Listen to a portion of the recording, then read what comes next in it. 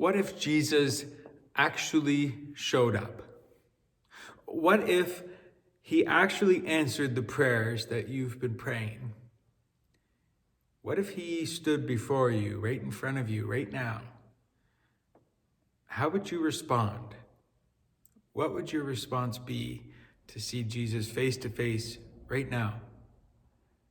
And what would your response be if he miraculously answered what seemed to be an impossible prayer right before your eyes? A request that you know can only be accomplished by him, and he actually did it. What would your response be? How would you step forward into what you just witnessed? I can imagine for myself that I'd be quite struck by fear for a number of reasons. One, because I just saw the unimaginable, the miraculous, beyond my own comprehension, something that I can't explain. That would be pretty fear-striking, I would think. The other reason is because I'd be afraid that, well, goodness, now maybe there's some things in my life I'm going to have to change. Now, here's the truth. Jesus has shown up.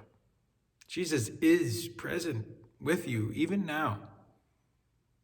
And the miraculous has already happened and continues to happen. And we now have a choice to make.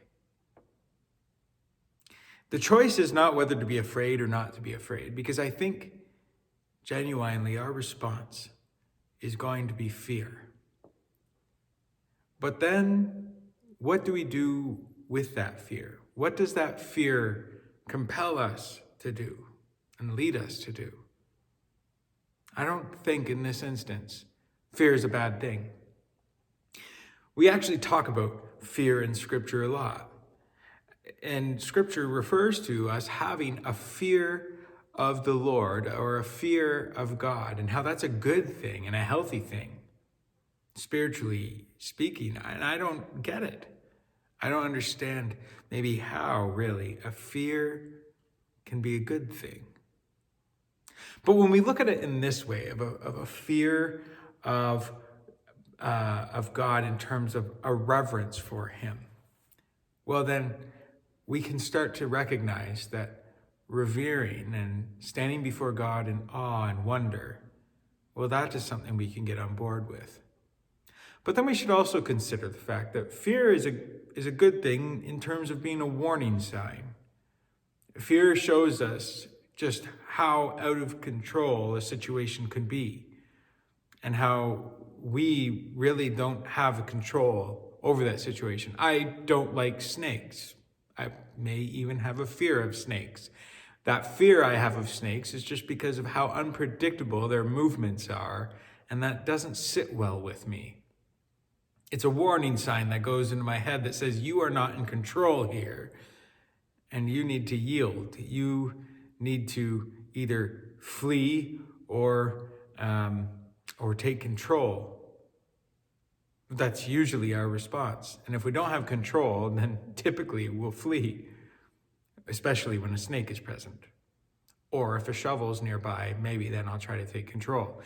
But in any case, fear is a good thing in that regard. If fear tells us something's not right and that something needs to be done about it. And it can lead us to make some good decisions. Like, you can have a fear of fire, which just means you're not going to touch fire. Perhaps you had not once had a fear of fire, but you experienced it firsthand. And now you don't want to go near fire. In any case, fear doesn't have to be a bad thing. We think of Jesus not as someone to be feared. We think of Jesus as the happy-go-lucky kind of guy. We picture Jesus as our friend, and we see him as the miracle worker. And for us, that just sounds spectacular. That just sounds like something that we would want to be part of, that we would want to see. That's what we think of when we think of Jesus, not somebody to be feared. God, sure, Old Testament stuff, fear God. And so that word with all its implications makes sense in the Old Testament understanding. And yet we neglect the parts of Scripture in the New Testament that address fear of the Lord. As we continue through Mark chapter 4, we're brought into how actually people who walked with Jesus or witnessed Jesus firsthand during his time on earth here, that he was feared. It wasn't just all the water into wine kind of scenarios. It wasn't just the healing and freeing and kind of restoration that we keep talking about, but that even in those things, as people witnessed those things, fear struck them as a result. After Jesus had finished talking about these parables that we spoke of last time, and the disciples had been journeying with him for quite some time now, watching him heal people and cast demons out and such things like that. As he finished his teaching and the disciples journey with him, he says, let's go across the sea. The Sea of Galilee is where they were traveling through. And they jump into their boats. It says, many boats with them. And they begin their journey across the sea. Well, this great storm takes hold of them. And many of these guys, being fishermen, start to deal with the storm. But the waves were crashing over the boat so much that they began to fear for their own lives. The words actually used was that we are perishing. And they turned to Jesus, rightfully so. They turned to Jesus for him to intervene. But where do they find him? Well, they actually find him asleep in the boat during the storm, waves crashing in, buckets throwing water at the side. And yet, Jesus is sleeping peacefully in the midst of the storm. It says here in verse 38 of chapter 4 of Mark 4:38, it says, he was in the stern, asleep on the cushion, and they woke him and said to him, Teacher, do you not care that we are perishing? And he awoke and rebuked the wind and said to the sea, Peace, be still. And the wind ceased, and there was a great calm. And he said to them, Why are you so afraid? Have you still no faith? And they were filled with great fear and said to one another, Who then is this, that even the wind and the sea obey him? Filled with great fear. They were filled, it's like in the actual translation, it seems like it's a fear on top of fear. Like they used the word twice in the same sentence. And it's fear stacked on top of fear, a great fear. The disciples witnessed Jesus, and they even started questioning among themselves, not so afraid of Jesus in that moment that they didn't even ask him, Who are you? They looked to each other and whispered, Who is this guy? The disciples themselves were struck with fear of Jesus. There was this fear of God. Only for them, only God could control the winds and the waves. And to witness Jesus do it meant God was among them. And that's what it means for us as well. There's another story here right afterwards, when they get to the other side of the sea, that shows fear again. It shows that Jesus gets onto the shore with all the disciples, and as they get onto the shore, you look up, and there's these pig farmers, these herdsmen with 2,000 pigs walking about and doing their business, and they see these travelers come across. But not far off to their other side here, they see kind running out of the graveyard, another man who seems to just be unkept and out of his mind and wild even. And he runs up to the crowd, pushes his way through to see Jesus, falls before him and says, "What do you want with us, Jesus, Son of the Most High God? I adjure you by God, do not torment me."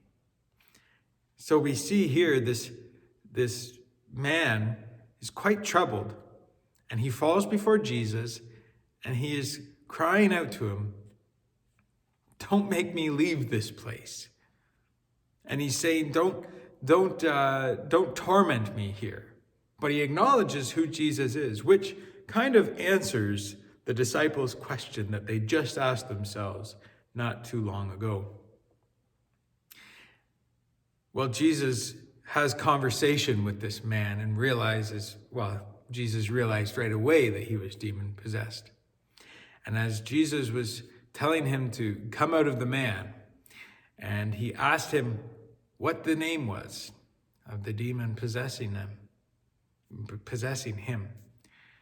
And the man says, or the demon says back, that their name was Legion, for they were many.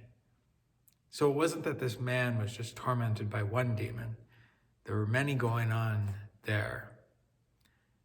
They asked to stay within the region. They don't want Jesus to cast them away, wherever that may be. We don't know, wherever the demons would go.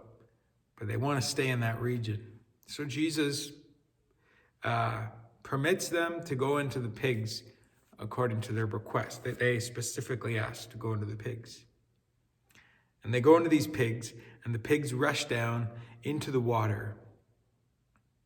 And the man is now free. But then you've got these pig farmers, these herdsmen standing there just watching their whole livelihood run into the water because Jesus freed this man who maybe was at one point their friend, somebody they knew in the village before he went crazy, so to say. They ran and they told everybody what had just happened. And people from the city and from the town or from the towns around, it said they told the country, they all came out to see Jesus, to meet him. And it wasn't because of the amazement, not simply because of the amazement. It was because of fear. And they asked him to leave. They begged Jesus, pleading with him to leave this place. It actually says here that they were all afraid. When they came to Jesus and saw the demon-possessed man, the one who had the legion, sitting there, clothed and in his right mind, they were afraid. So when they saw the man delivered by Jesus, they saw something miraculous happen. They were afraid. And those who had seen it described to them what had happened to the demon-possessed man and to the pigs, and they began to beg Jesus to depart from the region. When I think of what it would be like to see Jesus do something miraculous, I would never picture myself being that kind of person, to actually want Jesus to go.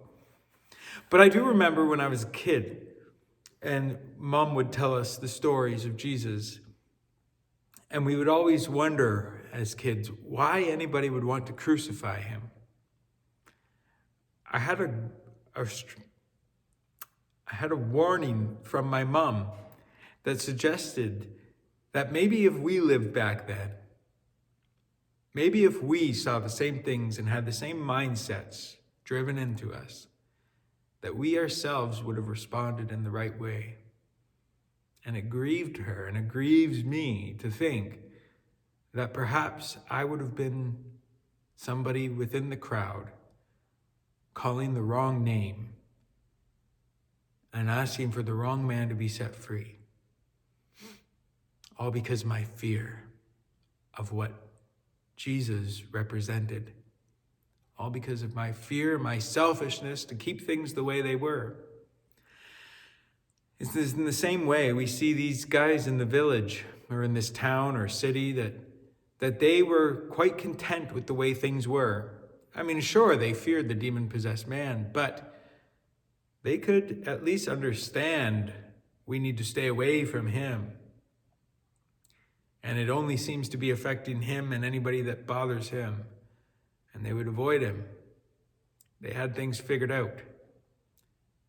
They tried in their own ways to subdue this guy and to control him, but this demon had such great strength.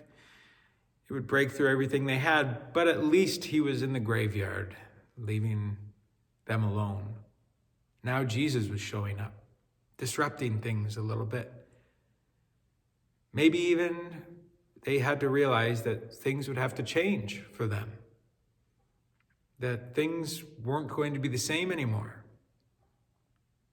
And so when they witnessed this, much like the disciples witnessed what happened on the boat when he calmed the storm, they were struck with fear. And now they had a choice to make on what to do with that fear, as do the disciples. What do we do when we're struck with that fear? A fear of knowing that we're standing before the Most High God, that we're standing before the one who is in control of everything, the one who calls us to surrender our lives to him, to go away from our selfish ways, the one who calls us to follow him. What do we do with that? Well, for the disciples, they continued to follow. And we'll see later on in the story, some actually do decide to leave as well. They recognize the cost is too high. But many decide to follow. But then there are those who decide to flee, and they beg Jesus to just leave them alone. Let us live the way that we've always known. Let us be happy the way we are. Even if it means we have to deal with things a little bit and struggle through. Even if we've prayed these prayers that God would deliver us from things, when he actually shows up, we don't realize how much more he has in store to change. And that strikes fear within us because we recognize that we're not the ones in control. I had a surgery a couple years ago when I was 23. And I will admit that I wasn't looking forward to the surgery, that there would have been some fear there. The surgery was to deal with an infection that I had from Crohn's disease, as part of Crohn's disease. And I was told I had to wait a long time for that surgery, and I began to just get used to the way things were. Well, I was told that when I would be having the surgery, but as time approached, I looked forward to the fact that I would not have to deal with this problem anymore, but I didn't look forward to the fact of going through surgery itself. There was a fear there. And the way I could respond to that fear was either to flee from it and just accept my own demise. The only other option I would have had would be let the infection continue and potentially and eventually it would run its course and I could die. Or I could follow the wise instruction of the doctors who knew better than I did and undergo the surgery to remove the infection. Well, I did end up going through the surgery, but the fear was still there. Even the fear afterwards, which is a whole other story, but the fear in the recovery process when things didn't exactly go as we had hoped. And so there was still this fear, and we can choose then to run from it and not deal with it, or we can choose to follow the wisdom of the one who knows better. In much the same way, Jesus has come in like the surgeon, and he's got a surgery to perform. It's a spiritual one that demands that we have some things in our lives that aren't so good, that need changing. And some of these things we've already been praying for within ourselves, that we know aren't right, that we know need to change. But then when Jesus actually shows up to do it, we recognize that we're not really the ones in control here. And it's hard to give up control. It's hard to surrender and let him be the one that leads us and makes some transformations where they need to be made. So in what ways do you need to yet see the fear that you have and respond in the right way? In what ways have you been running from God and fleeing from him, or asking him to leave you alone and just get away and don't come any further in this direction? How are you showing fear of God in a healthy way and not in a way that makes you want to run? Or are you like the disciples who witnessed Jesus calm the storm, and that he wants to calm the storms in your life as well? And that he wants to set your town free from the demon possessions. That he wants to set you free from the things that are troubling you. But instead of running away, that you actually decide to follow him like the disciples did. We're called to follow.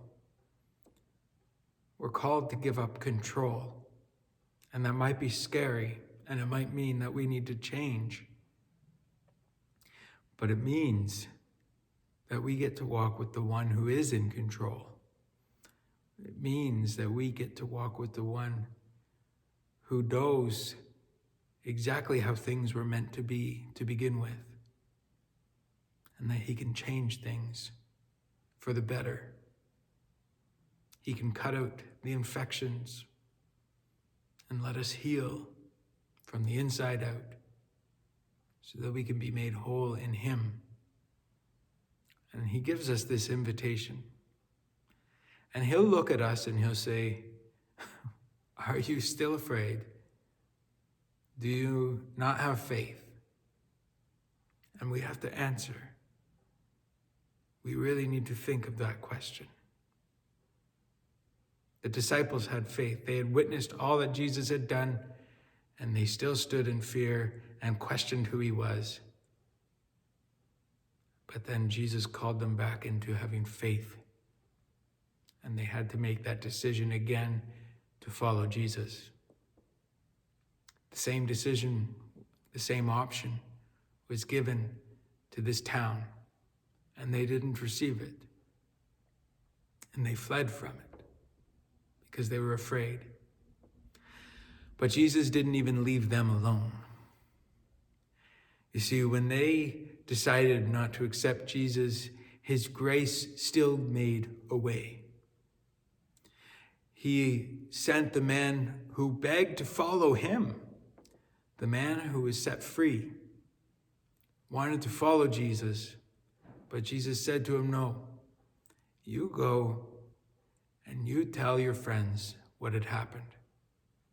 It says here, even though that they were afraid before, that the man went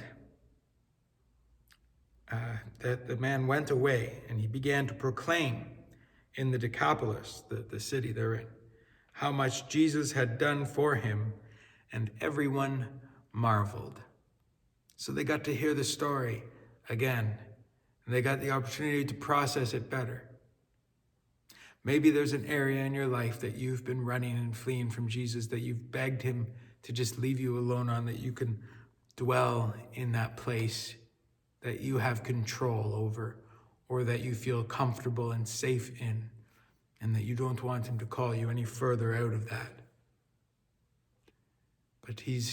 And maybe today, I hope today, this message can be an invitation to you, reminding you of all that Jesus has done and the invitation that he gives you again to follow and not to flee. Fear doesn't have to be a bad thing. We can look at it in the right perspective. As we look to Jesus and see all that he does and surrender to him, to see that he can change our lives and allow him to take control.